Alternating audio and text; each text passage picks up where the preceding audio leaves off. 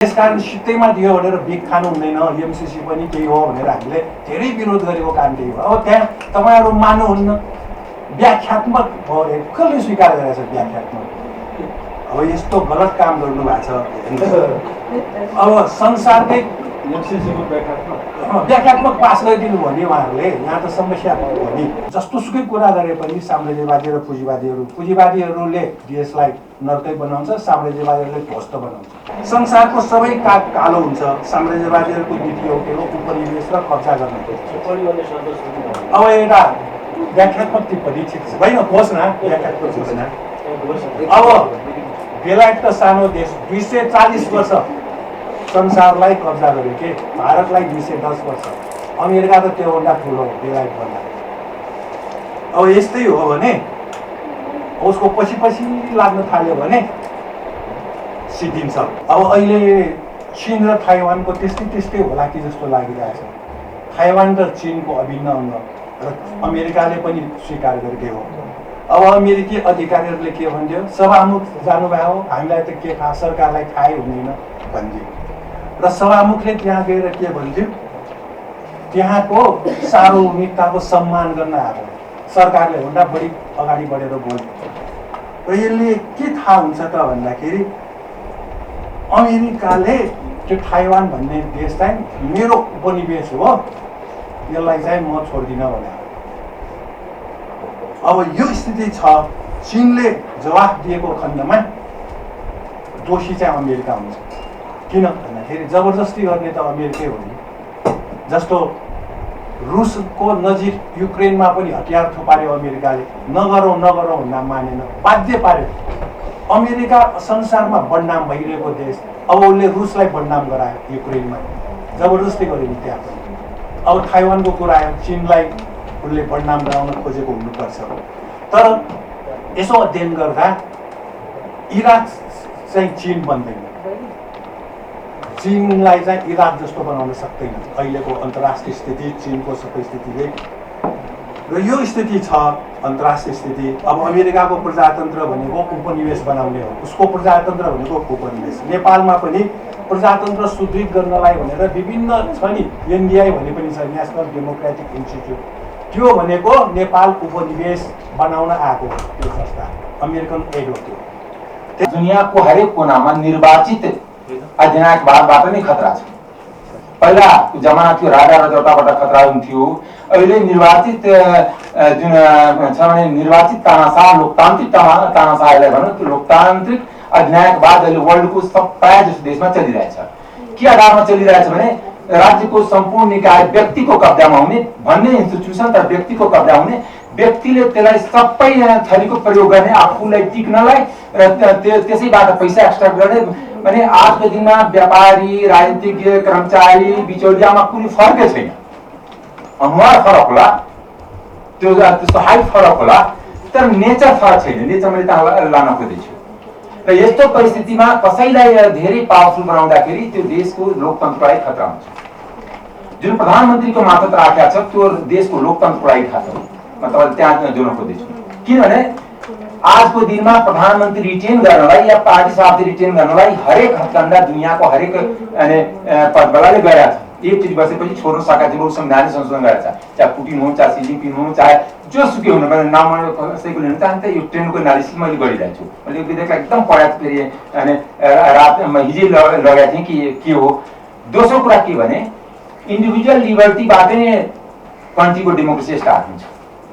विधेयक बनाउन नाउँमा, राज्यको सुरक्षाको नाउँमा, कसैलाई भक्ति गर्न नाउँमा कसैको व्यक्तिगत स्वतन्त्रता हनन गर्न पाइने। म आफै व्यक्तिगत स्वतन्त्रता भन्छु, यही एनआइडीको म आफै एउटा प्रमाण छु। के भयो भने म सिटिङ सांसद पनि छु, योभन्दा पहिला पनि थिएँ। म एकचोटि प्रचण्डजीका नयाँ बजारको घरमा प्रचण्डजी बाबुरामले भेट्न गएँ। पहिलेदेखि त्यहाँ दुईजना राष्ट्रिय अनुसन्धानको मान्छे थियो, हामीलाई थाहा भएन। मसँग पनि पिएसओ थियो, एकजना पनि दुईजना पिएसओ थियो। उसले यति अनारी थियो, ट्रेनिङ पुगेन। पछि मैले त्यहाँको चिफ पछि आयो भने मैले डाइरेक्ट कम्प्लेन गरेर प्रधानमन्त्रीदेखि गृहमन्त्री सबैलाई गरेँ।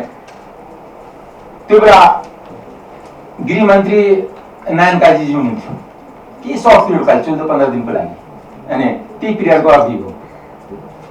र त्यो पिरियडमा के गर्नुभयो प्रचण्डजी यहाँ को भेटे आफ्नै पार्टीको कुरा भन्दैछु म एकदम यथार्थ सत्य तथ्य घटना भन्दैछु र उसले मलाई फलोअप मैले गाडी यता घुमाउँछु तान्छ म अलिकति सिक्युरिटी कन्सियस मान्छे किन सिक्युरिटी थ्रेट भएको पनि मान्छे हो राज्यले नमान पनि तर म आफैलाई सिक्युरिटी थ्रेट भएको व्यक्तिमा नै पर्छु र म कन्सियस पनि छु सिक्युरिटी किनकि सिक्युरिटी के हो त्यो पढाएको पनि छु अन्तर्राष्ट्रिय सिक्युरिटी पढेर आएको किनकि मेरो पिएचडीको सब्जेक्टमा थियो त्यो र यहाँ सिक्युरिटीको मान्छेको संगतहरू मैले देखेर चाहिँ एउटै बाइकला मेरो पिएसओ त्यति चनाएको थिएन तर म गाडीमा बस्दाखेरि म पेपर सेपर पढ्दैन म चनाएको हुन्छु मेरो अघिपछिको उसले बस पार्कतिर जान्छु मैले त्यो यसो भने कि मोटरसाइकलबाट पछि आइरहेछ त्यसलाई यसै गरेर जहाँ पुलिस चौकी नजिक त्यहाँ रोकाइला समात्दैन फेरि यिनीहरूसँग केही इलिगल आउँछला के होला हामी बस पार्क भित्र एउटा चौकी छ गङ्गु बस पार्क चौकी म त्यहाँ चौकीमा गाडी छिराएँ र त्यसलाई मैले पुलिसबाट जफ्त तिमीहरू त्यसलाई समातेपछि त्यसलाई पुलिसलाई बुझाएँ बुझाएपछि पोल खोल्यो भने बुझाउँदासम्म पनि भनेन त्यसपछि भन्छ कि म त राष्ट्रिय अनुसन्धानको 2 जना आइडी कार्ड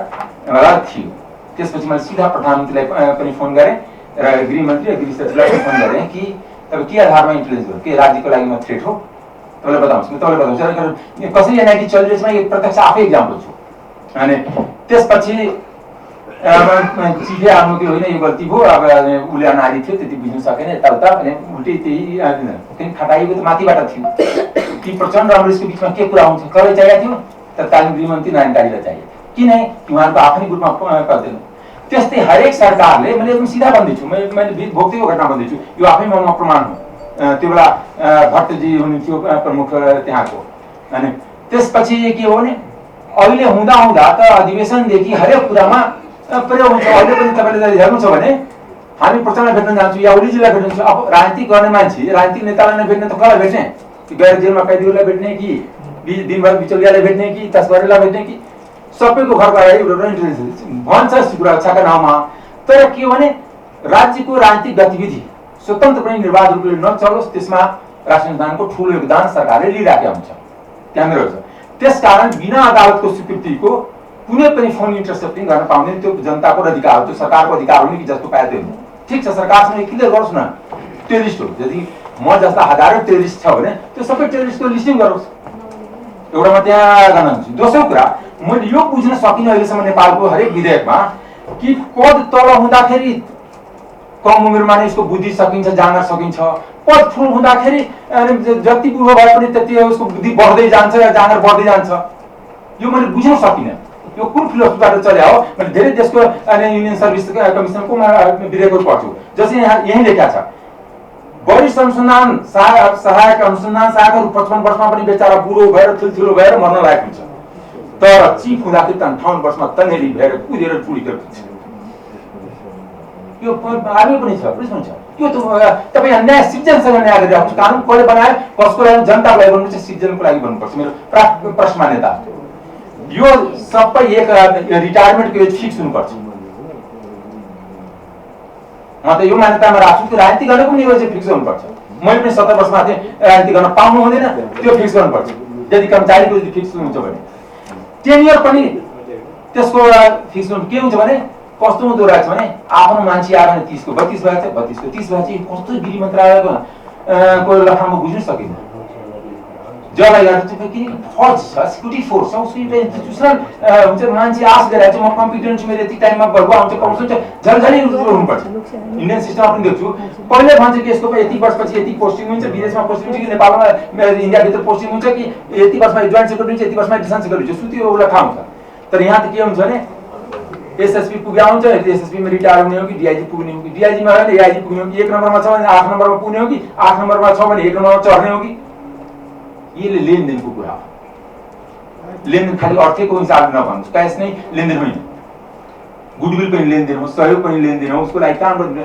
त्यसकारण हामीले राज्यको संयन्त्र बनाऊ व्यक्तिको या पार्टीको संयन्त्र नबनाऊ एउटा कुरा राज्य जनताको हामी त्यसको निमित्त मात्र हो म्यानेजमेन्ट गर्ने मात्र आएको हो बेस्ट म्यानेजमेन्ट गरौँ त्यसकारण यस विधेयकमा धेरै अब्जेक्सनेबल कुरा छ त्यसकारण फोन ट्यापिङ त हुने हुँदैन दोस्रो कुरा प्रधानमन्त्रीको मात्र पूर्ववक्ता साथीहरूले भनिसक्नु भएको छ कि जति चीजको हेड प्रधानमन्त्री भन्छ जुनसुकै प्रधानमन्त्रीमा व्यक्तिमा जान्न तर हरेक चीज लथाली छ जति युनिभर्सिटीको भाइस चान्सलर छ जति युनिभर्सिटी बढ्दै गयो युनिभर्सिटी डुब्दै गयो पढाइ डुब्दै गयो जति स्वास्थ्य प्रतिष्ठानको चान्सलर हुँदै गयो त्यति स्वास्थ्य संस्था डुब्दै गयो जिम्मेवारी एउटै व्यक्तिले कति दिन्छौँ? हामी पनि त पढेको मान्छे, हामी पनि एउटा मान्छे नै हो कि हामी चारैतिर दिमाग कि हाम्रो मल्टिपल ब्रेन छ कि चार? त्यस कारणले जिम्मेवारीको बाटो, किनकि मन्त्री गृहमन्त्री भए पनि जिम्मेवारी उहाँको क्याबिनेट प्रति नै हुन्छ, प्रधानमन्त्री प्रति नै हुन्छ।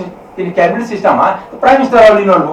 त्यस कारण यसलाई गृहमन्त्रीको ठाउँमा ल्याउनु यो पहिला, किनकि त्यो बेला पनि तत्कालीन प्रधानमन्त्रीलाई लागेको थियो कि सबै अधिकार आफूले लिएपछि राजै हुने मन लागेको थियो। राजालाई पनि कम अधिकार थियो, उसले राजाभन्दा बढी अधिकार थियो, किनकि जनताबाट रेटिफाइड छ। राजालाई त डर लाग्थ्यो जनता आउँछ, यो भन्छ म जनताबाट आएको छु नि, जनताको नाउँमा जुन हिजै म संसदमा बोलेको छु कि 10-20 घरानालाई पुरै लोन दिदिने, त्यसैले सबै लाइसेन्स दिदिने, त्यसै घरमा भात खाने। प्रधानमन्त्री किन कसै घरमा भात खान जाने? प्रधानमन्त्रीको आफ्नै सरकारले तिर्छ नि भात खाने। मन्त्रीहरू किन अर्को घरमा भात खाने? मन्त्री हुँदैछम्म पछि सोसलिजम हुन्छ, तर मन्त्री भएपछि राज्यको सोसलिजम होइन, कुनै व्यापारीको होइन। तर हामीहरू त यहाँ छैन। त्यसै कारण यो विधेयकमा जुन इन्टेलिजेन्सको कन्सेप्ट छ त्यो रियल इन्टेलिजेन्स कन्, दोस्रो कुरा यो सेवालाई डाइभर्सिफाई गर्नु पर्यो। इन्टेलिजेन्स भनेको के हुन्छ भने खालि एउटा पुलिसिया सेवा होइन नि, यहाँ त के हुन्छ पुलिसिया कन्सेप्टमा राखेको छ। त्यही भन्न गरे अनि इन्जिनियर पनि त्यहाँ आउनुपर्छ, त्यहाँ त्यो सेवामै लेख्नुपर्छ। 80% इन्जिनियरिङ लाइनबाट आउनु पर्यो, 80% निजामतीबाट आउनु पर्यो, 80% आर्मी ब्याकग्राउन्डबाट आउनु, डिफ्रेन्ट ब्याकग्राउन्डको आयो भने मात्रै इन्टेलिजेन्स हो। अब इन्जिनियर आइटीको सेक्टर छ, आइटीमा यति अहिले त सबभन्दा थ्रेट साइबर क्राइम। अब इन्टेलिजेन्समा यता बिए पास गरेर बचाउँछ, त्यो आइटी सेक्टरको त प्रोफेसनलै छैन, त्यो एनालिसिस कसरी गर्ने? 2 महिनाको ट्रेनिङले पुग्छ, उसको त अध्ययनले पुग्छ नि। जहिले साइबर सिक्युरिटी पढेकै छैन, म तपाईँलाई बताउँछु इन्डियन इन्टेलिजेन्स सिस्टमको पनि उहाँहरूले गर्नुहुन्छ, त्यहाँ डाइरेक्ट आइआइटी पढेको आइटिएस भन्छ, इन्डियन टेक्निकल सर्भिस भन्छ, जो आइएस बराबर हुन्छ, युपिएससीकै या डिफ्रेन्ट क्याटेगोरी छ, त्यस्तो मान्छेलाई त्यहाँ छिराउँछ। कि जो आइआइटी को इन्जिनियर छ साइबर सिक्युरिटीमा गएर, मैले अस्ति पनि एकजना मेरो साथीको भाइ थियो, त्यसमा मैले ब्रिफिङ लिइरहेको थिएँ कि के भइरहेछ यो जुन 4G पछि 5G आएछ, 5G को सिक्युरिटी थ्रेट के हो, कसरी यो व्हाट्सएप अनि यो जुन मेसेन्जर यिनीहरू कसरी टेपिङहरू हुन्छ, कसरी त्यो गर्छ। त्यसकारण यो यस्ता जुन संवेदनशील कुराहरू छन्, एकातिर टेक्नोलोजी बढ्दै गएपछि क्राइमको पनि टेक्नोलोजी बढ्दै गइरहेछ, क्राइम पनि झन् सोफिस्टिकेटेड भइरहेछ, र यता राज्य संयन्त्र पनि एकदम कब्जा गर्ने अभियान भइरहेछ। किनकि आजको दिनमा राजनीतिमा सदाचार भनेको पाप हो, राजनीतिमा सिद्धान्त निष्ठा भनेको अपराध हो, अनि पद भनेको सबै थोक हो, अनि र पद लिने र पद कायम गर्नलाई जे पनि कर्म गर्ने, यस्तो परिवेशमा हामी विधेयक बनाउनु बसेका छौँ। यो कन्टेक्स्टमा ध्यान राखेर हामी यसलाई परिमार्जनको दफादार गर्दै, त्यसमा यो धेरै सेन्सिटिभ इस्यु हो, किनकि यसमा जनताको मौलिक हक, किनकि संविधानको जुन मौलिक हक छ त्यो विधेयकसँग बाँधिनु हुँदैन, किनकि हामी संविधानलाई ठुलो मान्छौँ। त्यसमा 1 मिनटमा सभापतिजीको बडी ल्याङ्ग्वेज देखिरहेको छु कि खतम गर्न, 1 मिनट बसेर आउँछु। त्यस कारणले मैले के अनुरोध गर्न खोज्छु भने को सत्तामा छ, को भोलि रहन्छ र को हिजोको दिनमा छ, त्यो अनुहार नसम्झौँ, त्यो पार्टी नसम्झौँ। हामी जनताको प्रतिनिधि छौँ, जनतालाई कुनै फारो नहुने किसिमलाई यसलाई अगाडि बढाउँ, कुनैलाई एकदम महिमा मण्डन पनि नगरौँ, एकदम पुरै अधिकार सम्पन्न बनाएर जनताको अधिकार समापन गरौँ। लास्टमा एउटा फ्रेज फिलोसफरको भन्छु, डेमोक्रेसी भनेको रुल अफ मेजोरिटी होइन, प्रोटेक्सन अफ माइनोरिटी पनि हो। यस्तो विधेयक पास भने माइनोरिटीको अधिकार समाप्त हुन्छ। माइनोरिटी भनेको संख्याले मात्र, पहिला साथी माइनोरिटी भनेको संख्या, अहिले माइनोरिटी भनेको पावर र पैसाको हिसाबले, जो पावर र पैसामा कमजोर छ, पदमा कमजोर छ, त्यो माइनोरिटी हो। परिभाषा पनि चेन्ज भएछ, बदिलो कन्टेक्स्टमा परिभाषा पनि चेन्ज हुन्छ। त्यस कारणले हामी यहाँ प्रोटेक्सन अफ माइनोरिटीको लागि बनाएको छौँ, खालि मेजोरिटीको ल बनाउनलाई बनाएको छौँ। मेजोरिटीको ल भएपछि त सरकार चलाइराख्नु भएको छ नि। त्यस कारणले सरकारले जे भन्छ त्यही विधेयकलाई चाहिँ मैले त्यो लास्टमा अन्त गर्न चाहेको, प्रोटेक्सन अफ माइनोरिटीलाई जे यहाँ हामी हुनुपर्छ दफावार छलफलमा त्यसमा सहभागी हुन्छौँ, तर एकरूपता आउनु पर्यो, जनताको अधिकार सुनिश्चित हुनु पर्यो, राज्य पनि सुरक्षित हुनु पर्यो, र एउटै प्रधानमन्त्रीलाई पुरै देशको भार नछपाउँ, सबैजना के भन्छ विकेन्द्रीकरण, एकातिर विकेन्द्रीकरण कन्टेक्स्ट गर्छौँ, हामी लेख्न पनि लेख्छौँ फेडरल डेमोक्रेटिक रिपब्लिक भन्छौँ। जब फेडरलिजममा गइसकेको छ भने फेरि सबै चिज प्रधानमन्त्री किन चाहियो, किन मनी लन्ड्रिङ चाहियो, किन राजस्व अनुसन्धान चाहियो, पैसा सुन्नलाई? त्यस कारण यदि राजस्व अनुसन्धानले काम गरेछ त सालको ब्रिफिङ हुनु पर्यो कि यति मात्रामा मुद्दा चलेको छ। त्यस कारणले प्रधानमन्त्रीको अधिकार किन भएछ भने डिजीलाई मिलाउँदै व्यापारीहरूलाई प्रधानमन्त्रीका पुर्याउँदै कि तपाईँको फाइल छ, मुद्दा त्यो प्रवृत्तिको लागि सबै चिज हट्नुपर्छ। एकदम धन्यवाद। राष्ट्रिय स्थितिलाई पनि ध्यान दिनुपर्छ। अब पहिला इराक र कुवेतको युद्ध भयो, अनि इराकलाई के भन्थ्यो, सानो देशलाई छुने भनेर अनि सारा साम्राज्यवादीहरू लागेर इराकलाई सिद्ध्याइदियो। अब अहिले चीन र ताइवानको त्यस्तै होला कि जस्तो लागिरहेछ। ताइवान र चीनको अभिन्न अङ्ग र अमेरिकाले पनि स्वीकार गरेकै हो। अब अमेरिकी अधिकारीहरूले के भन्थ्यो, सभामुख जानुभयो, हामीलाई त के थाहा, सरकारलाई थाहै हुँदैन भन्थ्यो। र सभामुखले त्यहाँ गएर के भन्थ्यो, त्यहाँको सार्वभौमिकताको सम्मान गर्न आएको, सरकारले भन्दा बढी अगाडि बढेर बोल्यो। र यसले के थाहा हुन्छ त भन्दाखेरि अमेरिकाले त्यो ताइवान भन्ने देश चाहिँ मेरो उपनिवेश हो, यसलाई चाहिँ म छोड्दिनँ भने। अब यो स्थिति छ। चीनले जवाफ दिएको खण्डमा दोषी चाहिँ अमेरिका हुन्छ। किन भन्दाखेरि जबरजस्ती गर्ने त अमेरिकै हो नि। जस्तो रुसको नजिक युक्रेनमा पनि हतियार थुपार्यो अमेरिकाले, नगरौँ भन्दा मानेन, बाध्य पार्यो। अमेरिका संसारमा बदनाम भइरहेको देश, अब उसले रुसलाई बदनाम गरायो युक्रेनमा, जबरजस्ती गर्यो नि त्यहाँ पनि। अब ताइवानको कुरा आयो, चीनलाई उसले बदनाम गराउन खोजेको हुनुपर्छ। तर यसो अध्ययन गर्दा इराक चाहिँ चीन बन्दैन, चीनलाई चाहिँ इराक जस्तो बनाउन सक्दैन अहिलेको अन्तर्राष्ट्रिय स्थिति, चीनको सबै स्थितिले। र यो स्थिति छ अन्तर्राष्ट्रिय स्थिति। अब अमेरिकाको प्रजातन्त्र भनेको उपनिवेश बनाउने हो, उसको प्रजातन्त्र भनेको उपनिवेश। नेपालमा पनि प्रजातन्त्र सुदृढ गर्नलाई भनेर विभिन्न छ नि, एनडीआई भन्ने पनि छ, नेसनल डेमोक्रेटिक इन्स्टिट्युट, त्यो भनेको नेपाल उपनिवेश बनाउन आएको त्यो संस्था, अमेरिकन एड हो त्यो। त्यसकारण सित्तैमा दियो भनेर बिग खानु हुँदैन। एमसिसी पनि त्यही हो भनेर हामीले धेरै विरोध गरेको काम त्यही हो। अब त्यहाँ तपाईँहरू मान्नुहुन्न, व्याख्यात्मक हो, कसले स्वीकार गरेको छ व्याख्यात्मक? अब यस्तो गलत काम गर्नु भएको छ। अब संसारकै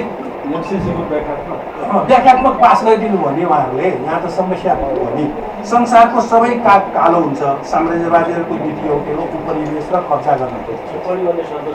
अब एउटा व्याख्यात्मक टिप्पणी ठिक छ, होइन घोषणा, व्याख्यात्मक घोषणा।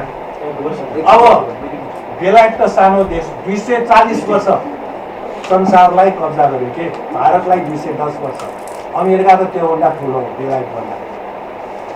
अब यस्तै हो भने उसको पछि लाग्न थाल्यो भने सिद्धिन्छ, नाको उसैबाट सञ्चालित हो, अमेरिकाबाट।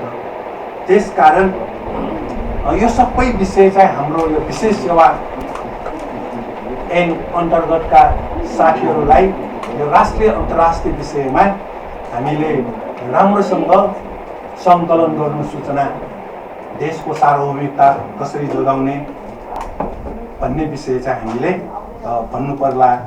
र अब साम्राज्यवादी र पुँजीवादीहरूको दृष्टिकोण सत्य हुँदैन, एउटा हामीले विचार गर्नुपर्ने। जस्तोसुकै कुरा गरे पनि साम्राज्यवादी र पुँजीवादीहरूले देशलाई नर्कै बनाउँछ, साम्राज्यवादीहरूले ध्वस्त बनाउँछ, त्यो छ स्थिति। यस्ता सबै विषय हामीले हाम्रो विशेष सेवाका साथीहरूलाई जिम्मा दिनुपर्ने भएकोले अब यसमा उमेरको हदको कुरा आएको छ। यो अलिकति विशेष सेवा विभागसँग सम्बन्धित साथीहरूसँग हिजो कसरी यो काम भइरहेछ, अब राम्रोसँग कसरी काम गर्ने, विभागका साथीहरूसँग एकचोटि छलफल गर्नुपर्छ कि यो हतारमा चाहिँ यो टुङ्ग्याउनु हुँदैन। अब हामीले संशोधन त राख्यौँ, अब छलफल भर्खर सुरु हो, यो छिटो अब यही संसदमा टुङ्ग्याउनु पर्छ भन्ने छैन। जनताका प्रतिनिधि हामी नभए पनि अरू साथीहरू आउनुहुन्छ, उहाँहरूले राम्रोसँग गर्नु होला। होइन हामीले नै गर्ने हो भने अलिकति राम्रोसँग सल्लाह गरौँ। अब भरे हो कि भोलि चुनाव घोषणा भयो भने संसद हुँदैन भनिरहेछ, आजै पास गरिदिउँ भनेर गरेपछि गलत ठाउँमा पुग्छौँ हामी। त्यसरी नगरौँ जस्तो लाग्छ सभापतिज्यू, धन्यवाद। सरकारको पालामा गरिएका यस्ता केही निर्णयहरू जसका बारेमा हामीले राखेका हाम्रा मतहरू, सरकार बदलिँदै गर्दा हाम्रो मतहरू बदलिन्न। त्यसैले यो विभाग लगायतका यो खालको जुन सङ्गठनहरू हिजो एउटा उद्देश्यका साथ प्रधानमन्त्री कार्यालय अन्तर्गत रहने गरी चलाइयो भन्ने जुन हाम्रो आशंका रह्यो, हाम्रो आफ्नो भनाइहरू रह्यो, आजको हाम्रो मत पनि त्यही कुरा रहेको। र यो राष्ट्रिय अनुसन्धान विभाग हाम्रो परम्परा, प्रचलन, हाम्रो अभ्यास र आज पनि हामीले हेऱ्यौँ भनेदेखि राष्ट्रिय अनुसन्धान विभाग सञ्चालन गर्न सक्ने त्यो क्षमता मन्त्रालयको हिसाबले गृह मन्त्रालयसँग मात्रै छ कि हामीले प्रधानमन्त्री कार्यालयको धेरै ठुलो पुनर्संरचना गर्नुपर्छ। प्रधानमन्त्री कार्यालयको धेरै ठुलो पुनर्संरचना गऱ्यौँ, प्रधानमन्त्री कार्यालयको त्यसको आवश्यकता औचित्य ती सबै कुरालाई नयाँ ढङ्गले सोच्यौँ भने त्यो बेलामा त्यतिखेर हाम्रो अर्गनाइजेसन म्यानेजमेन्ट चेन्ज गर्ने कुराको सन्दर्भमा यो सान्दर्भिक होला। होइन भने अरू सबै कुरा गृह मन्त्रालय अन्तर्गत रहने, गृह मन्त्रालयले सञ्चालन गर्ने, अनुसन्धान विभाग एउटा चाहिँ अलग गरेर राख्ने कुराको चाहिँ कुनै यसको औचित्य स्थापित हुँदैन। मेरो संशोधनको मुख्य कुरा दुईवटा कुरा मात्र छ, म राखेर टुङ्ग्याइहाल्छु। खास गरिकन यो दफा 10सँग सम्बन्धित छ। दफा 10सँग सम्बन्धित भएको विषयको मूल यसको सार म यसको त्यसमा पनि जान्न। यो सूचना सङ्कलन गर्ने विषयको सन्दर्भमा हामीलाई गोपनीयताको हक हाम्रो संविधानले सुनिश्चित गरेको छ, त्यसको हामीले कानुन पनि बनाएका छौँ र अहिले हाम्रो यो प्रतिगुप्तचरी क्रियाकलापको लागि र अन्य क्रियाकलापको लागि चाहिँ जुन सूचना सङ्कलन गर्ने कुराहरूको सन्दर्भमा यहाँ प्रस्तावित व्यवस्थामा चाहिँ मुख्य अनुसन्धान अधिकृतसँग स्वीकृति लिएर गर्न सक्ने भनेको राष्ट्रसभामा गएर छलफल हुँदै गर्दा अभिलेख राखेर गर्न सक्ने भनेर आएको देखिन्छ। तर बाहिरको थुप्रै ठाउँको अभ्यास, हाम्रो अहिले पनि हाम्रो राज्य संरचना, हामीहरूको अहिले हामी डेमोक्रेटिक इभोल्युसनको सन्दर्भमा जुन चरणमा पुगेका छौँ, अहिले पनि हाम्रो डेमोक्रेटिक इन्स्टिट्युसनहरू धेरै बलियो नभइसकेको अवस्था, कहिलेकाहीँ सरकारमा बस्दै गर्दा कार्यकारीले आफ्नो शक्तिको दुरुपयोग गर्न सक्ने त्यो आशंका, त्यो सम्भावनाहरू रहिरहेको, यी सबै कुरालाई हेर्दाखेरि चाहिँ यसको निम्ति अदालतको पूर्व स्वीकृति अनिवार्य हुनुपर्छ। अदालतको अभ्यास बाहिर पनि कतिपय ठाउँमा कस्तो भएको देखिन्छ, यस्तो प्रयोजनको लागि रातको 9 बजे 10 बजे पनि अदालतसँग जाने, त्यसको स्वीकृति लिने, यसको आवश्यकता इमर्जेन्सीलाई हेरेर त्यो अभ्यासहरू भएको पाइन्छ। त्यस कारणले गर्दा अदालतको पूर्व स्वीकृतिको जुन मैले संशोधन राखेको छु यसको औचित्य त्यस कारणले गर्दा छ। यसको एउटा यो विषय यो त्यससँग जोडेर अरू कुराहरू आउँछन् र मैले अर्को यो बाँकी रहेको म अरू यो जनशक्तिको कुराको सन्दर्भमा धेरै कुरा मिलेर आइसकेको म त्यता गइनँ। अर्को मैले यो प्रतिनिधि सभाको प्रमुख प्रतिपक्षी दलको नेता संरचनामा रहनुपर्छ भनेर जुन विषय उल्लेख गरेको छु यसको पनि म यी सेन्समा मात्रै जान्छु। यो खास गरिकन यस्तो खालको जुन यो हाम्रो जुन संरचना छ, यो संरचनाको चाहिँ कहीँ न कहीँ यसलाई संसदसँग लिङ्क गर्नुपर्छ भन्ने हो। कतिपय ठाउँमा पार्लियामेन्ट्री कमिटीहरूसँग यो खास गरिकन क्लोज सेसनहरू चल्छ, बाहिर पनि हामीले हेर्छौँ।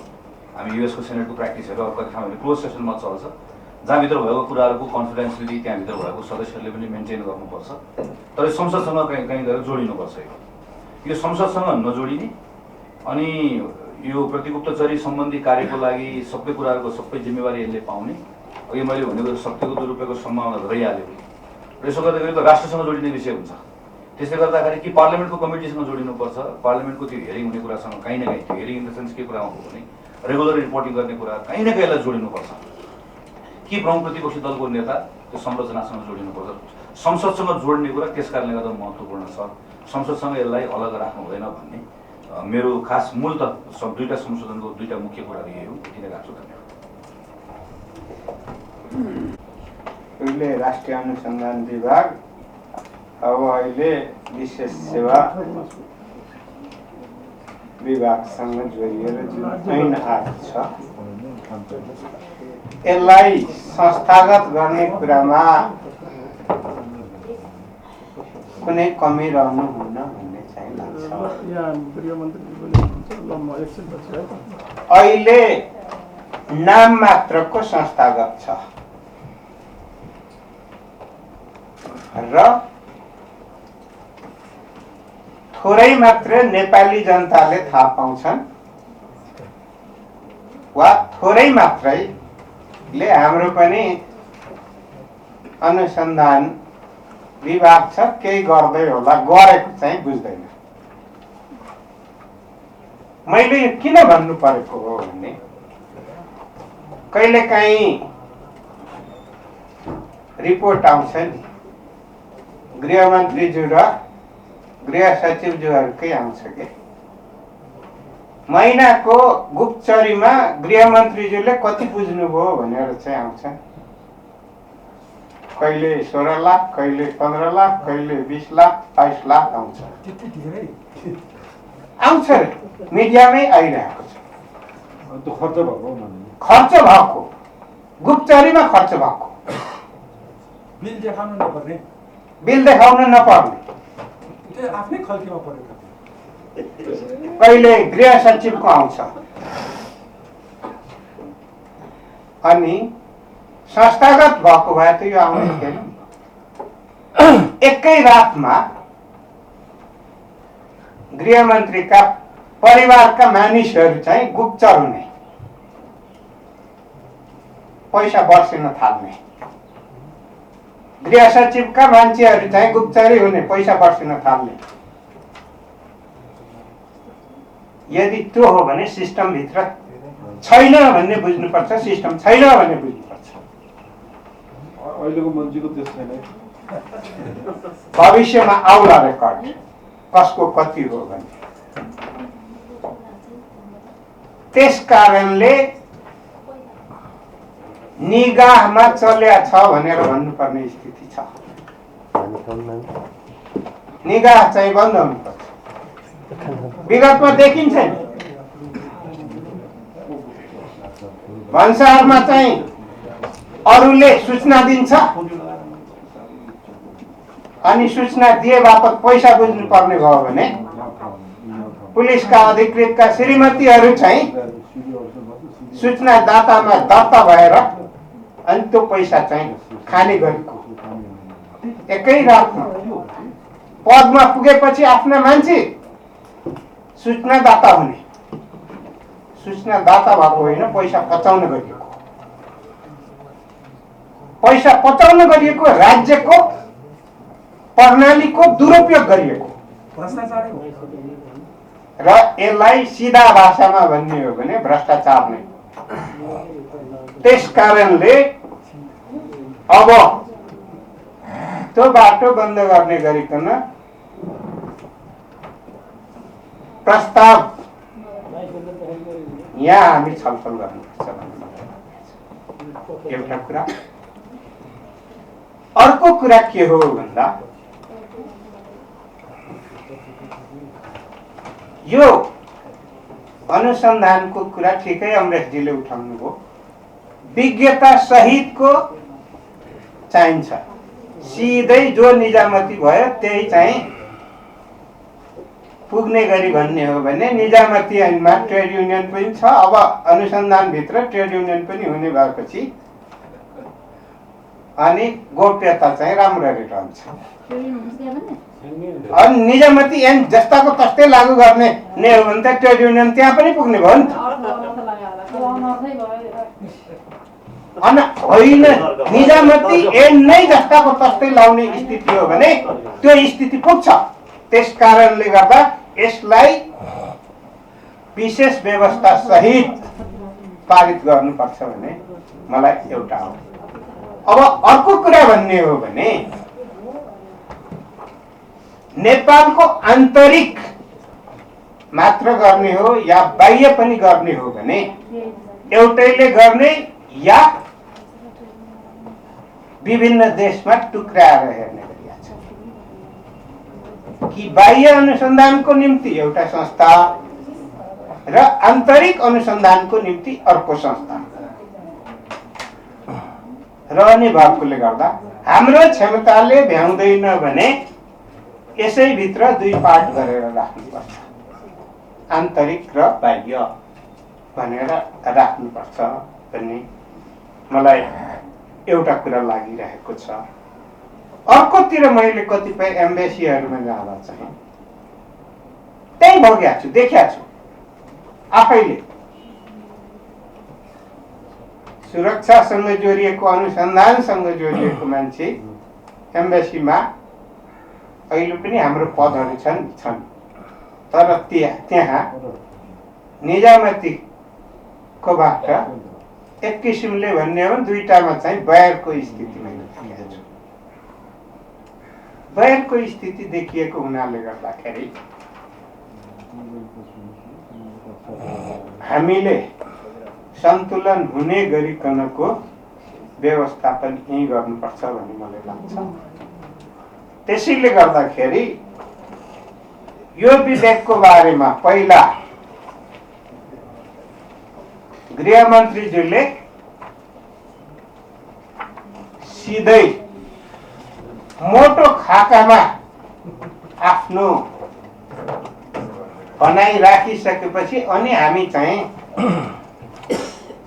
बृहत्तर यो छलफलमा जानुपर्छ भन्ने मलाई लाग्छ र सबै कुरा चाहिँ प्रधानमन्त्रीज्यूका मात्रै केन्द्रित गर्ने कुरा ठिक होइन भन्ने मेरो पनि राय छ। अरू थप कुरा चाहिँ छलफलकै क्रममा भाग लिन्छु। धन्यवाद। र यी 2-4 वटा चाहिँ विषयमा एउटा चाहिँ अब हामीले 2 को चाहिँ खण्ड ज को सट्टा दिएको खण्ड ज राख्ने भनेर परिवारको परिभाषालाई अलिकति हामीले अलि ढङ्गले गरौँ भनेर त्यसमा हामीले गरेका छौँ। त्यसमा छलफल गरौँ। अर्को उपतर्फ 2 मा रहेको सेवा भन्ने शब्दको सट्टामा अलिकति यसलाई चाहिँ समानुपातिक भनेर अलिकति अलिक विहङ्गम बनाउने कि भन्ने छ। त्यसमा हामीले 3 लाई चाहिँ थप्ने भनेर विशेष सेवा अन्तर्गत राष्ट्रिय अनुसन्धान विभाग र अन्तर्राष्ट्रिय अनुसन्धान विभाग। किनभने अब हाम्रो यो ऐन बनाइराख्दाखेरि सोच चाहिँ अब अहिलेको राष्ट्रिय अनुसन्धान विभागले चाहिँ खास गरिकन राष्ट्रिय सुरक्षाको विषय, खास गरी आन्तरिक सुरक्षाको विषयमा अलिकति बढी फोकस गरेको देखिन्छ। तर जसरी चाहिँ अन्तर्राष्ट्रिय परिस्थितिहरू निर्माण हुँदैछन्, अब हिजो चाहिँ यहाँ अब अमेरिकन स्पिकरले चाहिँ ताइवानको भिजिट गरेपछिको अहिले अन्तर्राष्ट्रिय जुन खालको चाहिँ अन्तर्राष्ट्रिय समाचार माध्यमहरूमा जस्ता खालको परिस्थितिहरू चाहिँ नि अगाडि आएको छ। यो सब परिस्थितिले गर्दाखेरि हामीले चाहिँ यो विशेष सेवा अन्तर्गत चाहिँ राष्ट्रिय अनुसन्धान विभाग राष्ट्रको भित्रको आन्तरिक मात्रै हेर्ने नभइकन यसले बाह्य पनि हेर्नुपर्छ। किन यसको चाहिँ स्कोप चाहिँ अलिक ठुलो बढाउनुपर्छ भनेर हामीले चाहिँ अन्तर्राष्ट्रिय पनि यो चाहिँ नि भन्नुहोस् इन्टरनेसनल इन्टेलिजेन्सलाई पनि हेर्न सक्ने ढङ्गले यसलाई अलिकति बृहत बनाउनुपर्छ भनेर त्यहाँ हामीले प्रस्ताव गरेका छौँ। अर्को उपदफा 1 मा चाहिँ 4 को सेवा भन्ने शब्द अगाडि राष्ट्रिय भन्ने शब्द राख्ने भनेका छौँ। र त्यसरी अहिले चाहिँ अब प्रधानमन्त्रीको मन्त्री परिषदको कार्यालय अन्तर्गत लगेको परिस्थितिमा होइन, यो चाहिँ गृहले हेर्दाखेरि नै बढी चाहिँ यो चाहिँ प्रभावकारी हुन्छ। किनकि प्रधानमन्त्रीजीलाई त वास्तवमा समय पनि हुँदैन। यहाँ मैले सुनेको छु एनआइटीको प्रमुखहरू गएर प्रधानमन्त्रीजीसँग टाइम लिँदाखेरि रिपोर्टिङ गर्नलाई टाइमसम्म नपाइरहेको अवस्थाहरू भन्ने सुनिन्छ। त्यसले गर्दाखेरि चाहिँ अब यो चाहिँ नि प्रधानमन्त्रीको कार्यालयमा भन्दा गृह मन्त्रालयमै राखौँ। गृह मन्त्रालयले र गृहमन्त्रीज्यूले नै अलिक बढी समय अलिक बढी व्यावसायिकता सहित यसलाई बुझ्न सक्ने स्थिति हुन्छ भनेर हामीले गृह मन्त्रालय अन्तर्गत ल्याउँ भनेर प्रस्तावित गरेका छौँ संशोधनमा। अनि त्यस्तै परिच्छेद 3 को शीर्षक चाहिँ अलिकति हामीले फरक राख्ने कि इन्टेलिजेन्स काउन्टर इन्टेलिजेन्स गुप्तचरी प्रतिगुप्तचरी भनेर गतिविधि भने यसको परिच्छेद चेन्ज गर्ने कि भनेर हामी त्यो पनि प्रस्ताव गरेका छौँ। त्यस्तै अर्को चाहिँ मेरो साथीहरूले डिटेलमा भन्नुहुन्छ, म चाहिँ सक्छु। अनि त्यसपछि तपाईँको यो 14 को चाहिँ उपदफा 3 मा रहेको 20% भन्ने शब्दहरूको सट्टा 10% भनेर अब हामीले चाहिँ खास गरी लोकसेवा आयोगलाई बढी जिम्मेवारी दिने कि अलिक योग्य मान्छेहरू चाहिँ बढी आउने खालको परिस्थिति निर्माण गर्ने कि भन्ने ढङ्गले अलिकति फेरि अब फेरि विभागको अधिकार चाहिँ कटौती गर्न खोज्यो कि भन्ने ढङ्गले बुझ्नुभन्दा पनि यो इन्स्टिट्युसन राम्रो होस् भन्ने ढङ्गले ह्युमन रिसोर्सको म्यानेजमेन्टमा चाहिँ लोकसेवा आयोगले अलिकति बढी यसमा स्पेस पाओस् भनेर हामीले त्यसरी हेरेको अवस्था पनि छ। र अर्को मानिस म सर मात्रै गएको छु डिटेलमा। अनि यो 46 को चाहिँ दफा 46 मा जसरी यो चाहिँ अब यो अवधि चाहिँ पदीय चाहिँ अवधिको हिसाबमा चाहिँ अब जसरी प्रस्तावित आयो त्यसमा चाहिँ कस्तो हो भने अब तलको अब यो प्रस्ताव ऐन बनाउँदाखेरि चाहिँ गृह मन्त्रालयले सिधै अब त्यहाँको प्रमुखसँग सल्लाह गर्ने, एनआईको प्रमुख अथवा सेकेन्ड म्यानसँग सल्लाह गर्ने, यस्तो हाम्रो प्रस्ताव छ। अथवा कानुन मन्त्रालयमा छलफलमा जाँदाखेरि समितिमा छलफलमा जाँदाखेरि पनि टप ऱ्याङ्कहरू जाने भयो र उहाँहरूले चाहिँ अलिक बढी चाहिँ आफूलाई केन्द्रित गरेर सल्लाह दिनुभयो कि मन्त्रीज्यूलाई अथवा गृह मन्त्रालयलाई भन्ने हामीलाई लाग्यो। तलका युवाहरू चाहिँ फेरि के भयो नि, अब माथिकै मान्छेहरू 6 वर्ष 7 वर्ष 5 वर्ष माथि नै बसिराख्ने, अनि तलको मान्छे त हामी त एसपीमा रिटायर हुने भयौँ। उपनिर्देशकमै हामी घर जाने भयौँ, यो त भएन भनेर त्यो साथीहरूले त्यतिखेर हामीलाई आएर भन्नु त्यस्तो परिस्थिति हो र भनेपछि त्यस्तो हो नि त भनेपछि अनि अब आर्मीमा अहिले कस्तो छ भने चिफको चाहिँ 3 वर्ष हुन्छ अनि त्यो चिफको 3 वर्ष चाहिँ भएपछि कस्तो भने वास्तवमा यस्तो चाहिँ नि युनिफर्म अथवा चाहिँ नन युनिफर्म तर एउटा सुरक्षासँग आबद्ध रहेका संस्थाहरू चाहिँ नेतृत्वको विकास गर्दाखेरि एउटा सोच चाहिँ कसरी राखेको हुन्छ भने त्यो चाहिँ एउटा सालमा एउटा इन्टेकमा आएको चाहिँ नि ब्याचबाट एकजना चाहिँ त्यसको चिफ बन्नु त्यसपछि नेक्स्ट चिफ चाहिँ नेक्स्टबाट बन्नुहोस् भन्ने चाहिँ त्यस्तो अवधारणा हुन्छ धेरै जस्तो ठाउँ जस्तो आर्मीमा छ आर्मीमा कस्तो छ भने चिफ हुँदाखेरि 3 वर्ष हुन्छ अनि उसँगै आएका मान्छेहरू चाहिँ लेफ्टिनेन्ट जनरल हुन्छ 2 वर्ष हुन्छ त्यसपछि 2 वर्षपछि ऊ चिफ रहँदै गर्दाखेरि उसको ब्याचका सबै साथीहरू जानुहुन्छ अनि त्यहाँ जब 1 वर्षको लागि तल्लो ब्याचबाट आउँछ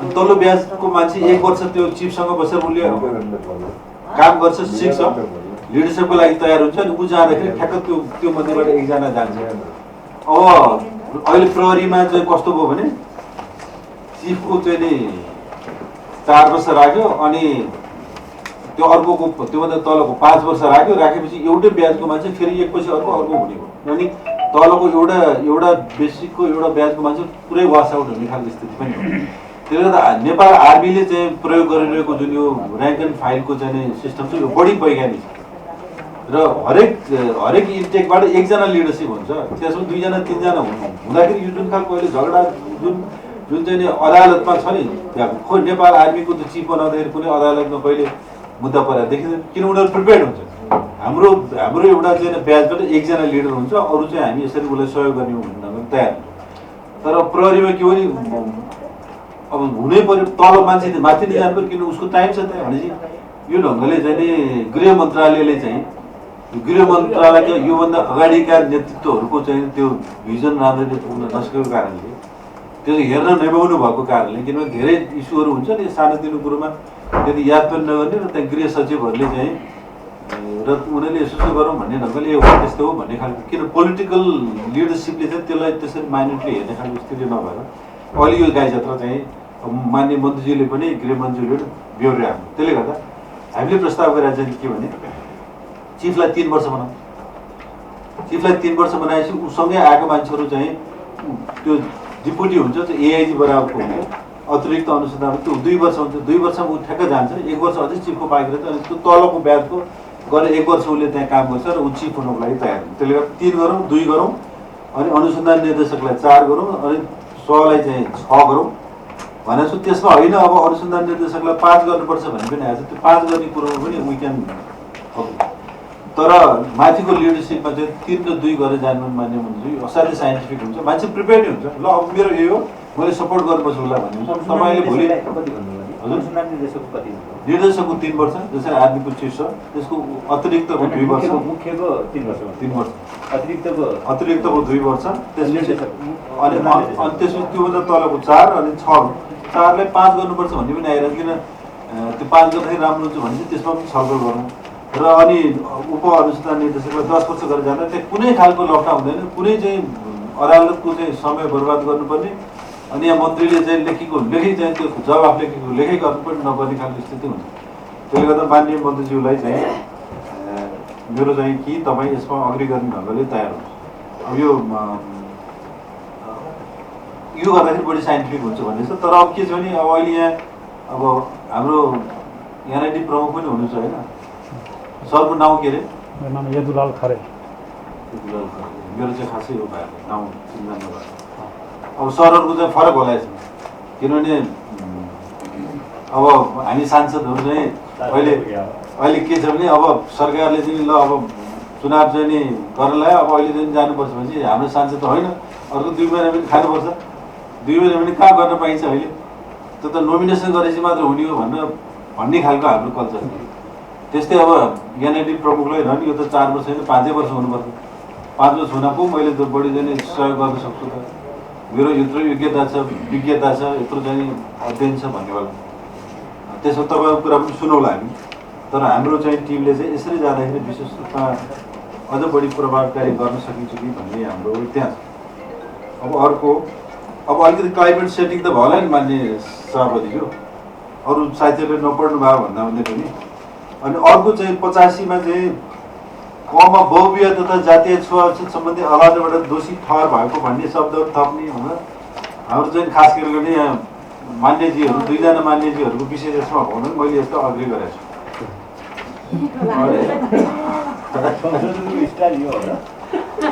अनि प्रतिवेदनको के अरे अनि 93 को 91 अन्तर्गत होइन यो ठिकै हो, किनभने मैले भने मात्रै हो, त्यसमा मेरो स्ट्रङ सपोर्ट पनि छ। स्ट्रङ सपोर्ट छैन, सपोर्ट छ स्ट्रङ होइन छ एकदम। अनि उहाँले बोल्नु होला नि, अनि तपाईँ 91 को यो शब्दको आवश्यकै परेन नि मान्छे नेपालको कारणले बहुविवाह गर्ने पाउँदैन किन बहुविवाह छैन त्यही त त्यो यो चाहिन्छ भने कुनै कसैको छ भने त्यो पनि सुनौ परेन यो त डेमोक्रेटिक हो त्यही त। अनि 91 को खण्ड ङमा रहेको धम्की दिई भन्ने शब्दहरू पछाडि अब यो चाहिँ त्यो ट्यापिङ गर्ने भन्ने कुराहरू हो, त्यसमा चाहिँ दुरुपयोग गरी अथवा त्यस्तो चाहिँ कुरामा इन्टरसेप्सन गरी भन्ने शब्दहरू पनि, किनभने उसलाई पनि एकाउन्टेबल बनाऊ है, अनावश्यक रूपमा पनि फेरि इन्टरसेप्सनहरू होला, सबैको होला, खास गरेर मान्यजीहरूको भन्दा पनि अब क्याबिनेटका मन्त्रीज्यूहरूको होला भन्ने चिन्ताले गर्दा त्यो चाहिँ नगरियोस् भन्ने ढङ्गले हामीले अलिकति अकाउन्टेबल बनाऊ कि यसलाई भन्ने ढङ्गले चाहिँ प्रस्तावित गरेर यो चाहिँ सर र मैले क्लाइमेट सेटिङको लागि मान्य सभाज्यू भने होइन, यसो अरू साथीहरूले पनि थप्नु होला र छलफल अगाडि। धन्यवाद सर।